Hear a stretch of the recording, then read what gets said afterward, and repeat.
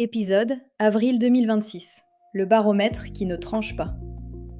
Chapitre 1. Le tableau d'avril. 3 chiffres qui ne devraient pas tenir dans la même ligne. Imaginez un tableur public, gris, sans graphique ni commentaire. 11 lignes par mois, 12 catégories techniques, 2 colonnes. La plateforme française qui le tient s'appelle Hightech Pros, c'est le plus grand annuaire de mise en relation entre entreprises de services du numérique et acheteurs IT en France. Chaque premier du mois, ce tableau bouge en silence, sans communiquer, sans presse. Au 1er mai 2026, le tableau d'avril est complet. Sur la ligne études et développement, celle qui couvre tout ce qui s'écrit en .NET, en Java, en PHP, le cœur historique du métier de SN, on lit 2 nombres. 232 propositions de consultants en intercontrat déposées par les ESN et 40 demandes de clients finaux. 40 sur 30 jours. En février, ce nombre était de 72. Un mois plus tard, 49. La chute est de 44% en 2 mois. Sur l'ensemble des catégories techniques, la demande client tombe de 224 en février à 155 en avril, soit 31% perdu en 8 semaines. La photo n'est pas symétrique. Côté offre, c'est plat. 956 annonces de consultants disponibles en avril contre 1032 en mars et 1000 en février. C'est crucial de le dire. Ce ne sont pas les ESN qui inondent le marché de profils en bench. Ce sont les directions des systèmes d'information qui ferment le robinet. Et 3 semaines plus tard, le tableau de mai s'écrit déjà, sous nos yeux. Au 21 mai 2026, les 21 premiers jours affichent 14 demandes en études et développement contre 40 sur tout avril. Une projection linéaire placerait mai sous les 25 demandes mensuelles, soit la moitié d'avril et le quart du niveau de février. Le creux d'avril 2026 n'est pas un point bas, c'est un seuil franchi. Et celui de mai pourrait le franchir une seconde fois, sans rebond visible. Un post LinkedIn a circulé en début mai qui parlait d'un ratio de 17 offres pour une demande et de record historique. Le chiffre est faux. Le ratio réel d'avril sur le développement applicatif est de 5,8, 6,2 sur l'ensemble du marché. Le pic des 11 derniers mois publiés est de 12,4, atteint en août 2025 par effet de vacances. Donc non, ce n'est pas encore un record. Mais à la vitesse où mai s'écrit, ça pourrait le devenir avant l'été. Et le post a une intuition qui mérite d'être prise au sérieux. Il sent que quelque chose s'est passé en avril qui n'est pas un creux saisonnier de plus. Le secteur français du numérique a reculé d'1,8% en 2025. Première baisse en plus de 15 ans selon l'Observatoire de conjoncture Numéum et PAC, publié en décembre 2025. Le rebond attendu pour 2026 est de 1,4% côté ESN, ce qui est timide pour une sortie de crise, et qui ne colle plus à la pente des 2 derniers mois. Alors voilà la question que cet épisode va tenir pendant 20 minutes. Quand un baromètre photographie un effondrement de la demande client, est-ce qu'il filme un trou d'air, une bascule ou bien une prophétie auto-réalisatrice ?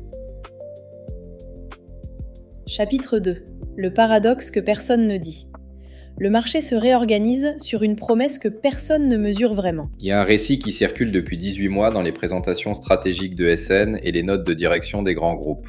L'intelligence artificielle générative ferait gagner aux développeurs entre 12 et 17% de productivité, ce qui justifierait de geler une partie du recours à la régie classique. Hightech Pros elle-même, dans son article publié le 20 mars 2026, reprend ces chiffres en les attribuant à des mesures internes des ESN françaises.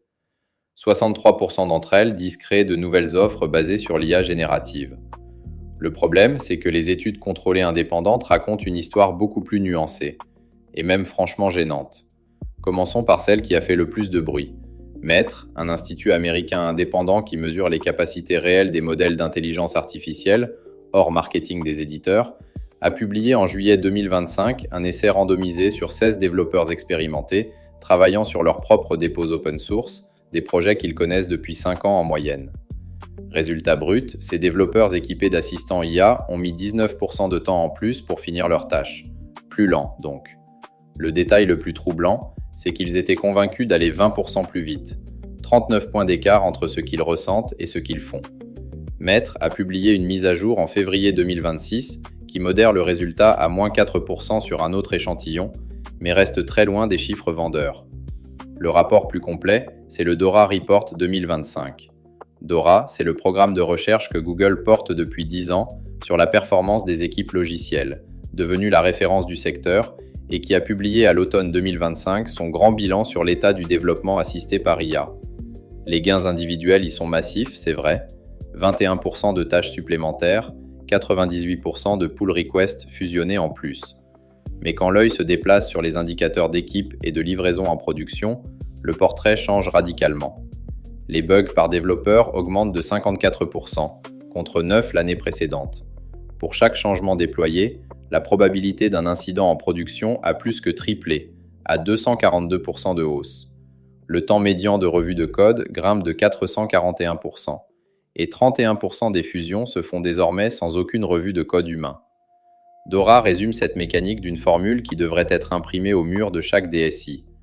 L'IA n'améliore pas une équipe, elle l'amplifie.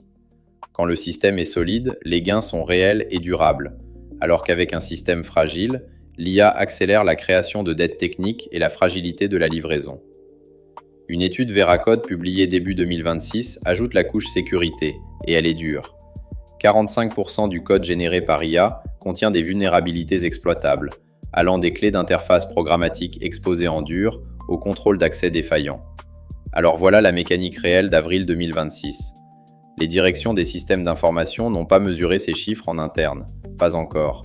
Ce qu'elles ont en main, ce sont des slides d'éditeurs, des promesses d'intégrateurs et des rapports payés par ceux qui ont intérêt à les écrire.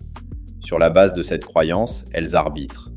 Du dev classique gelé ici, un projet non critique repoussé là, un renouvellement d'équipe en régie annulé ailleurs. Le baromètre Hightech Pro photographie le résultat agrégé de millions de petits arbitrages, tous fondés sur le même pari, que l'IA tiendra ce qu'on lui prête. Et pour rendre cet arbitrage concret, écoutez la scène qui se joue depuis 3 mois dans tous les comités budgétaires des grands comptes français. Sur la table, 2 options pour boucler le plan IT du semestre. La première, ajouter un second prestataire en régie à 6 000 € par mois sur le développement applicatif, c'est le scénario classique d'il y a 2 ans. La seconde, équiper l'équipe existante d'un assistant IA de codage, entre 50 et 200 € par mois et par développeur licence incluse. L'écart de coût direct est de 1 à 30. 1 à 30. Avec un gain de productivité de seulement 10%, l'équation tient. À 20, elle écrase tout le reste et l'arbitrage se verrouille sans qu'on ait besoin de mesurer quoi que ce soit en interne parce que le coût direct, lui, se voit tout de suite sur la facture mensuelle. C'est exactement ce calcul, multiplié par des milliers de tickets dans les grands comptes français, qui ferment le robinet du baromètre Hightech Pros.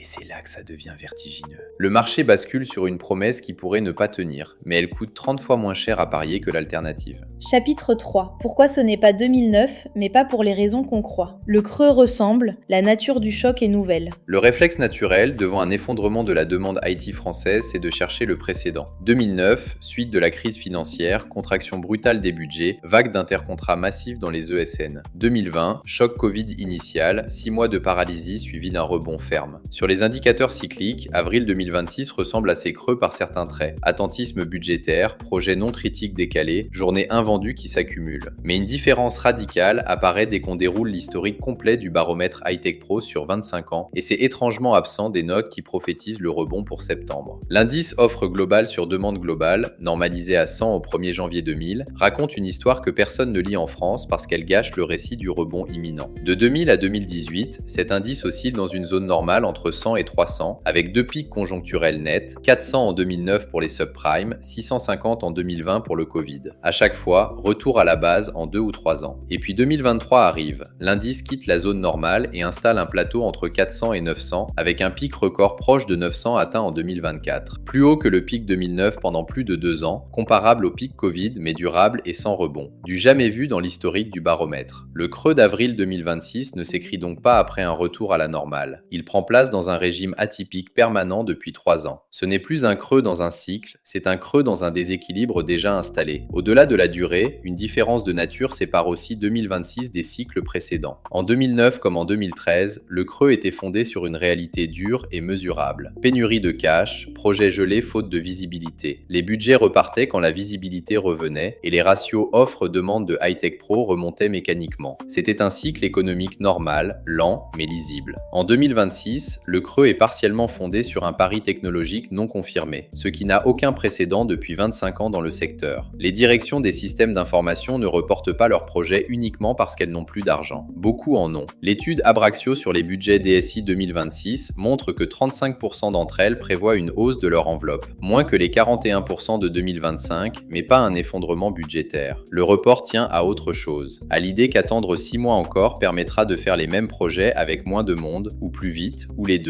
Tant que l'IA est promesse, gelée et rationnelle. Quand la promesse se confronte au réel, la décision peut s'inverser brutalement. C'est pour ça que le baromètre Hightech Pro d'avril 2026 n'est pas comparable à celui d'octobre 2009. Le creux de 2009 ne pouvait que remonter parce que rien d'autre que la conjoncture ne le justifiait. Celui de 2026 peut soit s'aggraver si la promesse IA continue d'être crédible et si l'offshore monte en silence, soit se renverser violemment si les directions des systèmes d'information découvrent en mesurant leurs propres équipes que les gains ne sont pas là où les vendeurs les avaient placés. Le secteur français du numérique n'a jamais traversé ce type de creux. Un creux fondé moins sur une absence de moyens que sur une croyance partagée. Et c'est ce qui le rend imprévisible. Chapitre 4. Où la valeur fuit pendant que le baromètre dort. Suivez l'argent, pas la moyenne. La moyenne ment toujours et le baromètre Hightech Pros ne fait pas exception. Quand on lit 155 demandes clients en avril 2026, on tient un agrégat qui masque exactement ce qu'il faudrait regarder. Sous l'indicateur global, la chute est très inégale selon les segments et c'est dans cette inégalité cachée que se joue la vraie histoire de la bascule. Pour la voir, il faut regrouper les 12 catégories du baromètre en 4 familles fonctionnelles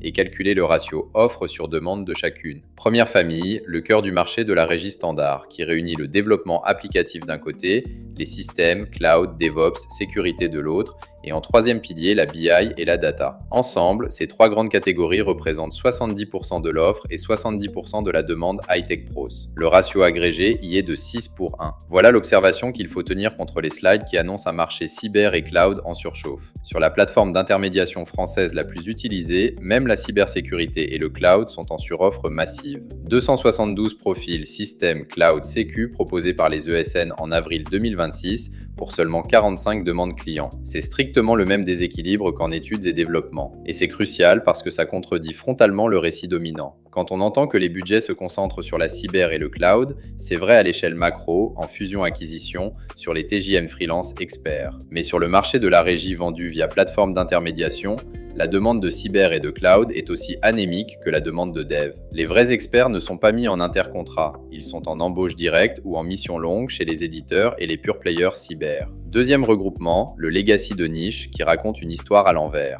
Mainframe, AS400, informatique industrielle et au bord du marché les télécoms. Ici, le ratio offre sur demande tombe à 1,7 seulement. Sur AS400 précisément, fait remarquable, la demande devient supérieure à l'offre en avril 2026, 2 pour 1 dans l'autre sens. Le legacy reprend de la valeur dès que les compétences se raréfient et c'est aujourd'hui le seul segment du marché français où la régie reste équilibrée, voire en tension côté demande. Vient ensuite la famille la plus déséquilibrée du baromètre, et de loin. Les métiers méthodes et supports qui réunissent le consulting et la business analysis, la qualification et l'automatisation des tests, le support bureautique et l'ERP CRM. Le ratio agrégé y dépasse les 8 pour 1. Et sur la qualification et les tests automatisés isolément, on monte à 12,75, le pire ratio toutes catégories confondues. C'est très probablement parce que ces profils sont les premiers mis en intercontrat quand une mission se termine, sans rebond automatique de la demande. Un dernier groupe émerge à part, les nouvelles technologies, mobiles, digitales et IA appliquées. Le ratio y est de 3,8 pour 1, le plus sain des segments modernes. Mais cette famille ne pèse que 5,8% de la demande totale, ce qui est trop petit pour compenser quoi que ce soit. Le vrai déplacement de la valeur, donc, ne se voit pas sur le baromètre Hightech Pros. Il apparaît dans les opérations de fusion-acquisition de l'année 2025. Selon l'analyse publiée en mars 2026 par Tech Insider, le secteur cybersécurité a totalisé 96 milliards de dollars de transactions annoncées dans le monde, en hausse de 270% par rapport à 2024. Google a racheté Wiz pour 32 milliards, suivi de Palo Alto Networks sur CyberArk à 25 milliards et de ServiceNow sur Armis à près de 8 milliards. Pour donner l'échelle, 25 milliards de dollars, c'est l'équivalent en valeur de 20 années de chiffre d'affaires d'une ESN française de taille moyenne. Les taux journaliers moyens des freelances spécialisés racontent la même histoire en miroir. Selon le baromètre Freework et Malte 2026, un expert en intelligence artificielle facture entre 750 et 1500 € par jour. La cybersécurité tient entre 700 et 1200. et un architecte cloud négocie entre 650 et 1100 euros. Pendant ce temps, des développeurs généralistes en .NET ou en Java voient leur TJM stagner autour de 535 euros. Sous pression de l'IA et de l'offshore, l'écart entre l'expert et le généraliste a doublé en 18 mois. La souveraineté numérique fait son apparition comme produit et c'est nouveau. Le séminaire interministériel français du 8 avril 2026 a officialisé un plan de sortie de Windows pour l'État et la migration de 80 000 agents de l'assurance maladie vers des outils souverains. L'enveloppe suite numérique est estimée entre 500 millions et 1 milliard d'euros sur 5 ans. La Commission européenne, en avril 2026, a attribué un marché de 180 millions à 4 fournisseurs européens de cloud souverains. Des contrats qui n'existaient pas comme catégorie il y a 3 ans. Et puis il y a le déplacement le plus discret, le plus structurel. La part offshore des entreprises de services du numérique françaises est passée de 15,5 à 18% du chiffre d'affaires en un an, selon l'article High-Tech Pros de mars 2026. 2,5 points en 12 mois. À ce rythme, on franchit les 20% fin 2026, ce qui est un seuil psychologique pour le marché français. Le résumé tient en une phrase plus précise, la valeur a quitté la régie commodity High-Tech Pros dans toutes ses formes, y compris cyber et cloud, pour aller se loger dans les acquisitions stratégiques, les embauches directes des éditeurs et les TJM freelance experts en dehors des plateformes. Chapitre 5. La grille pour les 12 prochains mois. 5 capteurs, 3 scénarios, une question qui tranchera. Un décideur lucide n'a pas besoin d'avoir raison sur la nature exacte de la bascule de 2026. Il a besoin de savoir quoi surveiller mois après mois pour ajuster ses arbitrages. 5 capteurs suffisent.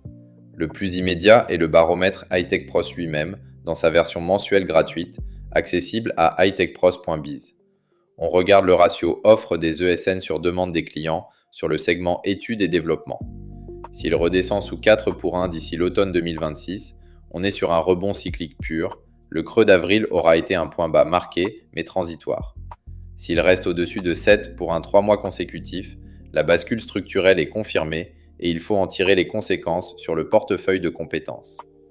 Et il faut le dire honnêtement, les 21 premiers jours de mai 2026, déjà ce ratio a plus de 11 pour 1 sur le segment études et développement, hors période de vacances.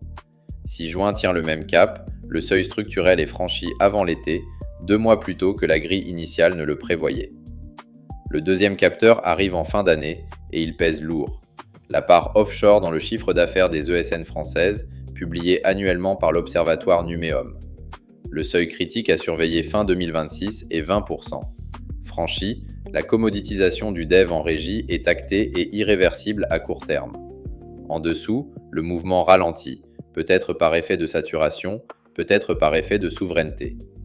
Vient ensuite celui qui sera décisif pour la suite et qui ne se mesure pas dans un baromètre public. Les indicateurs DORA mesurés en interne par les directions des systèmes d'information de leurs propres équipes. Pas les chiffres vendeurs ni les présentations de cabinets, encore moins les promesses d'intégrateurs. Les vraies mesures prises sur ses propres pull requests. Taux de PAD en production, temps de cycle de livraison et fréquence de déploiement. Le rapport DORA 2025 montre que seulement 8,5% des équipes atteignent l'élite, alors que 39,5% dérapent au-dessus de 16% de PAD en production. Le jour où une masse critique de DSI européenne mesure que ses propres indicateurs se sont dégradés sous adoption IA, la demande de régie classique se rallume. Pas en mois, en semaines. Quatrième signal à surveiller, le ratio offre sur demande sur la famille Legacy de niche, Mainframe, AS400, informatique industrielle, télécom. En avril 2026, ce ratio est à 1,7 et c'est aujourd'hui le seul segment équilibré du marché français de la régie. S'il reste sous 2 pour 1 sur les prochains mois, c'est que la rareté des compétences continue de soutenir la régie sur niche et que le métier de SN sur compétences rares reste possible. Au-dessus de 3 pour 1 en revanche, même les niches lâchent et c'est tout le modèle régie qui craque. Le dernier capteur est l'écart de TJM entre experts spécialisés et développeurs généralistes. Aujourd'hui, un expert en IA est facturé 2 à 3 fois plus cher qu'un développeur généraliste. Une stabilisation de cet écart signerait la fin de la polarisation et il faudrait en prendre acte. Sa poursuite, en revanche, lance un cycle de spécialisation extrême où la valeur capturée par les généralistes s'effondre. Sur la base de ces capteurs, 3 scénarios cohabitent et les chiffres de mai forcent à ajuster les pondérations.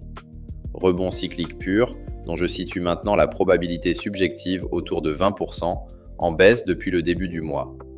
La demande remonterait au second semestre 2026, les embauches APEC retrouveraient leurs 4% de croissance prévue et le marché digérerait 2 ans de gel avant de reprendre. Bascule structurelle confirmée, que j'estime désormais à 55%, c'est le scénario qui colle le mieux à la trajectoire des 5 derniers mois. Le ratio reste au-dessus de 5 pour 1, l'offshore franchit les 20%, la régie commodity sort lentement du marché. Et enfin, le scénario qu'on ne discute jamais, le renversement IA, autour de 25%. Les DSI découvrent que les gains ne sont pas là où on les avait promis, la demande de régie dev se rallume au 3e trimestre 2026 dans un revival inattendu. Ce que ça implique concrètement. Pour un dirigeant de SN généraliste, la régie commodity ne se défend plus comme produit, elle se sort du catalogue ou se rebadge en forfait avec prime de risque de 20 à 30%. Côté directeur des systèmes d'information, l'urgence est d'installer une vraie mesure d'aura en interne avant de tailler son bench, parce qu'un arbitrage de cette ampleur ne se prend pas sur les promesses d'un vendor qui facture la licence dans le même geste. À Freelance IT qui lit ce baromètre, y voit la polarisation se creuser en mois et non en années. La spécialisation paie tandis que la généralité coûte. Et pour une plateforme d'intermédiation comme Hightech Pro, le cycle est mécaniquement vertueux parce que quand le bench devient un poste de coût stratégique, leur valeur monte. Et la question qui tranchera, en une phrase, la productivité réelle de l'intelligence artificielle en production à l'échelle d'une équipe sur 6 mois va-t-elle ressembler aux études vendeurs qui promettent 15% ou aux études contrôlées indépendantes qui mesurent entre -4 et +10? Le baromètre Hightech Pro le dira avant les rapports annuels, avant les communiqués Numéum, avant les analyses Gartner. Tant qu'il oscille au-dessus de 5 pour 1 sur le dev classique, la croyance tient. Le jour où il craque, le marché tranche. Vous écoutiez Avril 2026, le baromètre qui ne tranche pas. Merci d'avoir écouté jusqu'au bout. Si cet épisode vous a parlé, partagez-le.